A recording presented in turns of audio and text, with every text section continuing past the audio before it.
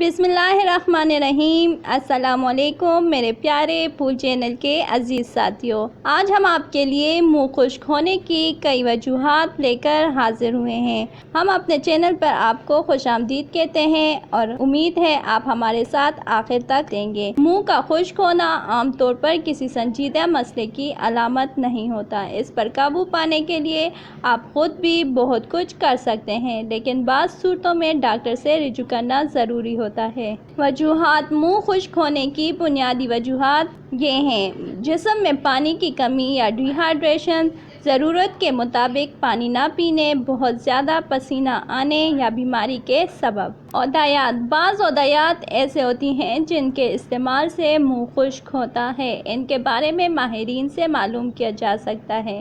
रात के वक्त मुंह से सांस लेना, ऐसा नाक बंद होने या सोते वक्त मुंह खुला रहने से हो सकता है। तशवीश होने की सूरत में बाज़ औक़ात मुंह के खुश्क होने की अलामात मुस्तकिल कायम रहती हैं। इसका बायस ज़बदीस या शुजरन सिंड्रोम जैसे अमराज हो सकते हैं। क्या करना चाहिए? ज़्यादा पानी पिएं, दिन भर पानी की चुस्कियाँ लेते रहें। रात को सोते वक्त थोड़ा सा पानी साथ रखें।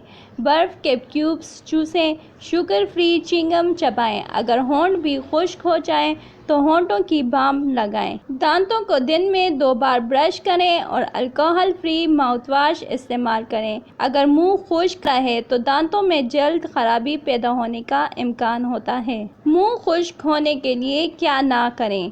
कैफ़ीन वाले मशरूबात मसलन चाय और कॉफ़ी से परहेज़ करें। तेज़ाबियत और मिर्चों वाली नमकीन और मीठी ग़ज़ाओं से परहेज़ करें।